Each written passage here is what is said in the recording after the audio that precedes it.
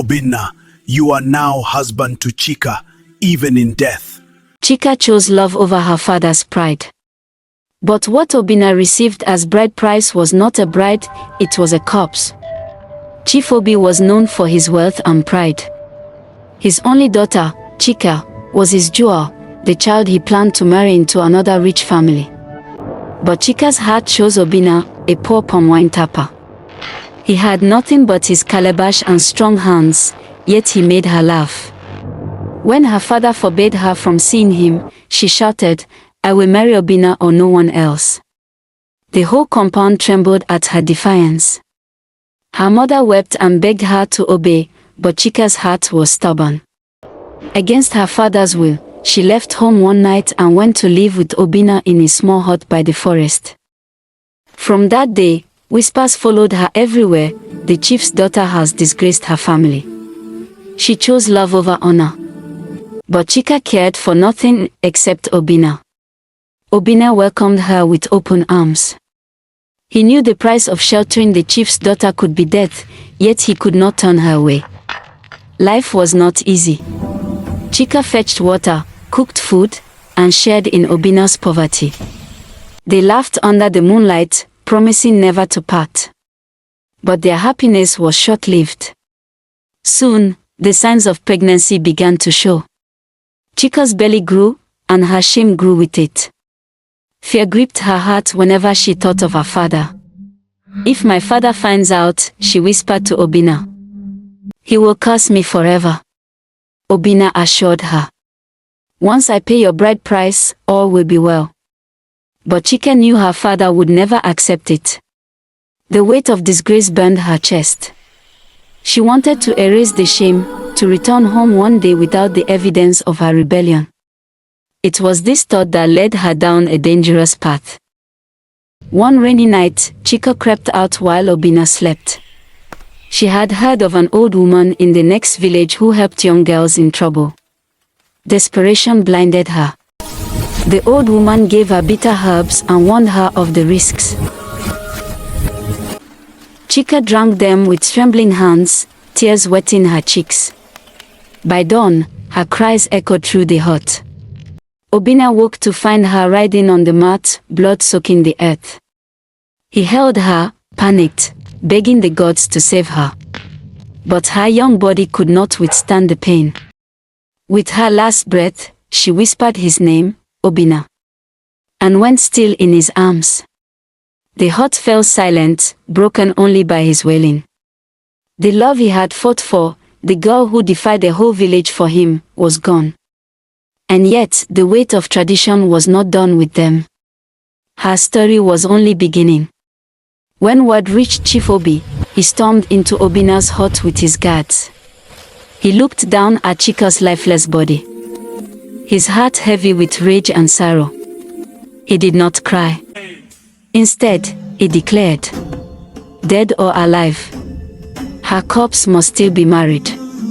The bride price must be paid." The villagers gasped. Even the elders argued, but Chief Obi's voice thundered, "If tradition is broken, her spirit will never rest." Obinna was too broken to resist. The girl he loved lay cold before him, and yet the father who had rejected their love now forced a union with death. Whispers spread like wildfire, "The chief's daughter will marry from the grave." Women wailed in pity, men shook their heads, but no one dared defy Chief Obi. The next day was fixed, the day a corpse would be led to the marriage mat. At dawn, Obinna's kinsmen arrived with yams, palm wine, goats, and a small bag of coins. Instead of a smiling bride seated in the courtyard, a lifeless girl wrapped in white cloth lay before the gathering. The air was thick with silence. Some wept openly, others muttered curses under their breath. But Chief Obi sat proud, his face carved in stone. "Bring the items," he commanded. One by one, the items were placed beside Chika's body. Every step of the negotiation was followed as though she still breathed. When the final cowrie was dropped, the eldest elder declared, "Obinna, you are now husband to Chika, even in death." Even in death. A cold wind blew across the compound. Obinna's eyes were hollow, his heart cracking. He had married the girl of his dreams, but only her corpse. The gods themselves seemed to weep. But this is just the beginning for Obinna. That night, Obinna sat in his hut, staring at the small lamp. He could not eat. He could not sleep. In the corner, the white cloth that had wrapped Chika's body lay folded neatly. Suddenly, he heard a soft knock on the window. His heart jumped. Then came a voice, low and familiar, "Obinna, open the door." He froze, his body trembling. Slowly, he pushed the door open, and there she stood, Chika. Her eyes were pale, her dress stained with dried blood, her swollen belly still showing. Yet she smiled faintly, whispering, "I told you, I will never leave you." Obinna staggered back, fear and longing tearing him apart. Was it grief?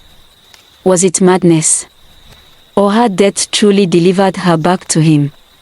He tried to speak, but no words came. Outside, the wind howled, and the lamp flickered as if even fire feared her presence. From that night, Obinna was never free. Chika's spirit haunted him, gentle but unyielding. She sat by his bedside, combed her hair by the window, and sometimes wept softly when he ignored her. The villagers noticed Obinna's hollow eyes and whispered, "He sleeps with a ghost." But when he told her to leave, her face darkened. "You swore to be mine forever. Even death cannot break it." Her cold touch lingered on his skin. At night, he woke to find her lying beside him, her pale fingers clutching his hand. Fear turned to despair. His love had chained him to the grave. And yet, he could not stop loving her. To speak against her would mean madness.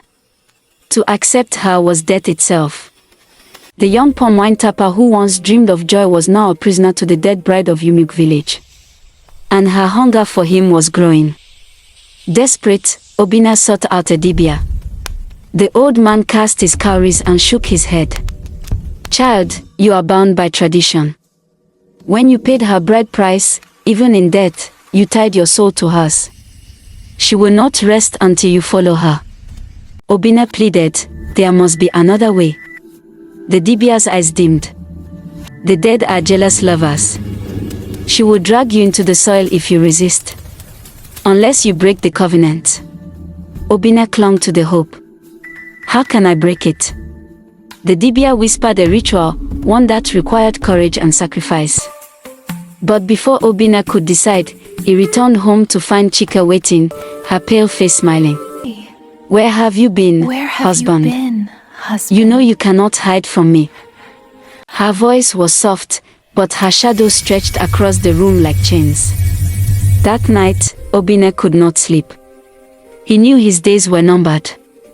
The nights grew heavier. Chika's ghost no longer wept, she demanded. She appeared in mirrors, in water, in every dream Obinna had. "Come with me," she whispered, "we belong together." One morning, the villagers saw Obinna walking into the forest barefoot. Silent. Following a pale woman in white. They called his name, but he never turned back. Days later, they found him lying beside Chika's grave. Lifeless. The bride and her husband, together in death. Some say, on quiet nights. You can still see them walking hand in hand under the moonlight.